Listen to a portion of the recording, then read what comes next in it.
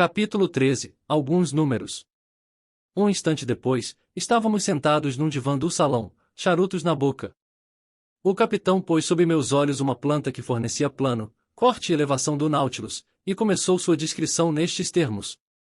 Eis, professor Aronnax, as diversas dimensões da embarcação que o transporta. Consiste num cilindro esticado, com as pontas cônicas, tendo portanto a forma de um charuto, forma já adotada em Londres para várias construções do mesmo gênero. O comprimento desse cilindro, de uma extremidade à outra, mede exatamente 70 metros, e seu vão, em sua maior largura, 8 metros. Logo, não é construído inteiramente na base decimal, como os vapores de longo curso, mas suas linhas são suficientemente esguias e a curvatura de sua carena suficientemente delgada para que a água deslocada lua facilmente não oponha nenhum obstáculo ao seu avanço. Essas dimensões permitem-lhe, mediante um simples cálculo, deduzir a superfície e o volume do Nautilus. Sua superfície compreende 1.011 metros quadrados e 45 centésimos, seu volume, 1.500 metros cúbicos e 2 décimos, o que significa dizer que, inteiramente submerso, desloca ou pesa 1.500 metros cúbicos, ou toneladas. Quando projetei esse navio, destinado à navegação submarina, pretendi que, em equilíbrio na água, ele mergulhasse 9 décimos e emergisse apenas 1. Nessas condições, por conseguinte, não devia deslocar senão os 9 décimos de seu volume, ou seja 1.356 metros cúbicos e 48 centésimos, isto é, não pesar mais do que esse número de toneladas. Logo, fui obrigado a não ultrapassar esse peso, construindo-o segundo as dimensões supracitadas. O Nautilus compõe-se de 2 cascos, um interno, outro externo, reunidos entre si por barras de ferro em T, que lhe conferem extrema rigidez. Graças a essa disposição celular, ele resiste como um bloco, como se fosse maciço. Suas juntas não cedem, ajustando-se por si mesmas e não pela pressão de rebites, e a homogeneidade de sua construção, decorrente do amálgama perfeito dos materiais, permite-lhe desafiar os mares mais violentos. Esses 2 cascos são fabricados com chapas de aço, cuja densidade em relação à água é de 7,8 décimos. O primeiro não tem mais de 5 centímetros de espessura, e pesa 394 toneladas e 96 centésimos. O segundo invólucro, a quilha, com 50 centímetros de altura e 25 de largura, pesa, sozinho, 62 toneladas, o motor, o lastro, os diversos acessórios e instalações, as divisórias e estroncas internas têm um peso de 961 toneladas e 62 centésimos, que, acrescentadas às 394 toneladas e 96 centésimos, formam um total requerido de 1.356 toneladas e 48 centésimos. Entendido? Entendido, respondi. Logo, prosseguiu o capitão, quando o Nautilus encontra-se flutuando nessas condições, ele emerge 1 décimo. Ora, caso eu disponha de reservatórios com uma capacidade igual a esse décimo, ou seja, com uma continência de 150 toneladas e 72 centésimos, e os encha com água, a embarcação, deslocando então 1.507 toneladas, ou pesando-as, emergirá completamente. É o que acontece, professor. Esses reservatórios situam-se no calado, nas partes inferiores do Nautilus. Abro torneiras, eles se enchem, e, afundando um pouco, a embarcação aflora à superfície das águas. Bem, capitão, agora chegamos à verdadeira dificuldade. Que o senhor possa aflorar a superfície do oceano, compreendo. Contudo, mais embaixo, mergulhando além dessa superfície, seu aparelho submarino não irá encontrar uma pressão e, por conseguinte, sofrer um impulso de baixo para cima, que deve ser estimado em uma atmosfera para cada 10 metros de água, ou seja, aproximadamente 1 kg por centímetro quadrado? Exatamente, professor. Portanto, a menos que encha completamente o Nautilus, não vejo como possa movê-lo em meio às massas líquidas. Professor, respondeu o capitão Nemo, não convém confundir estática com dinâmica, caso não queira expor-se a graves erros. Despendemos pouquíssimo trabalho para alcançar as baixas regiões do oceano, pois os corpos tendem a tornar-se abissais. Acompanhe o meu raciocínio. Pois não.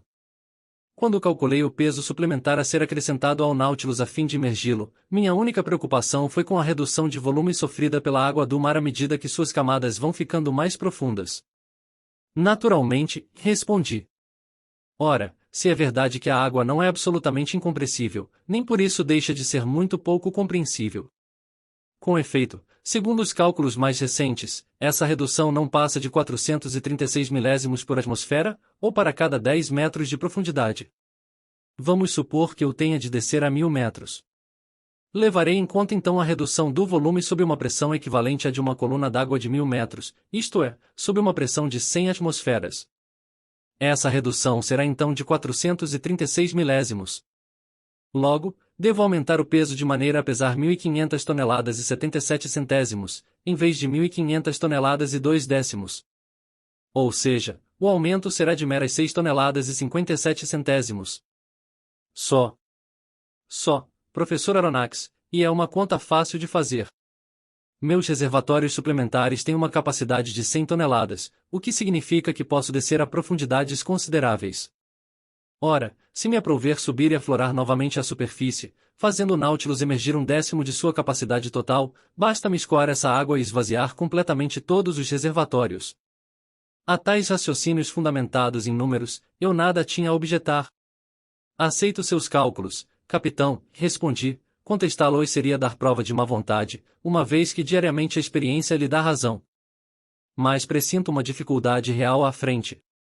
Qual seria, professor? Quando o Nautilus encontra-se a 1000 metros de profundidade, suas paredes suportam uma pressão de 100 atmosferas.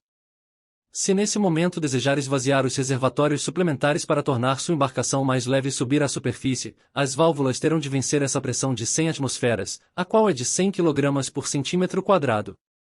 Donde uma força que apenas a eletricidade é capaz de me fornecer, apressou-se em dizer o capitão Nemo. Repito, professor, a força dinâmica de meus motores é praticamente infinita. As válvulas do Nautilus possuem uma força prodigiosa, e o senhor deve ter visto, quando suas colunas d'água precipitaram-se como uma torrente sobre Abraham Lincoln. A propósito, para poupar meus aparelhos, não recorro aos meus reservatórios suplementares senão quando preciso alcançar profundidades médias de 1.500 a 2.000 metros. Assim, quando me apraz visitar as profundezas do oceano a 2 ou 3 léguas abaixo de sua superfície, emprego manobras mais demoradas, porém não menos infalíveis. Quais, capitão? Perguntei. Isso evidentemente significa revelar como manobramos o Nautilus. Estou impaciente para saber. Para dirigir esta embarcação para estibordo, para bombordo, para evoluir, em suma, seguindo um plano horizontal, faço uso de um leme comum com açafrão amplo, fixado na traseira do cadaste, impulsionado por uma roda e um sistema de polias. Mas posso igualmente mover o Nautilus de baixo para cima e de cima para baixo, isto é, num plano vertical, fazendo uso de 2 planos inclinados, fixados em seus flancos no centro de flutuação, planos móveis, capazes de trabalhar em qualquer posição e que são manobrados internamente por meio de alavancas poderosas. Esses planos são mantidos paralelos à embarcação, esta move-se horizontalmente. Quando inclinados, o Nautilus, sob o empuxo de sua hélice, ou emerge, conforme o grau dessa inclinação e descrevendo a diagonal pretendida. Se porventura eu quiser regressar um pouco mais rapidamente à superfície, basta-me engrenar a hélice para a pressão das águas fazer com que o Nautilus suba como um balão que, inflado pelo hidrogênio, ascendesse rapidamente aos céus. Bravo, capitão! E exclamei. Mas como o timoneiro no meio das águas pode seguir a rota que o senhor lhe determina? O timoneiro fica instalado numa cabine envidraçada, que se projeta na parte superior do casco do Nautilus e é equipada com vidros lenticulares. Vidros capazes de resistir a tais pressões? Exatamente. O cristal, apesar de frágil ao choque, oferece uma resistência considerável.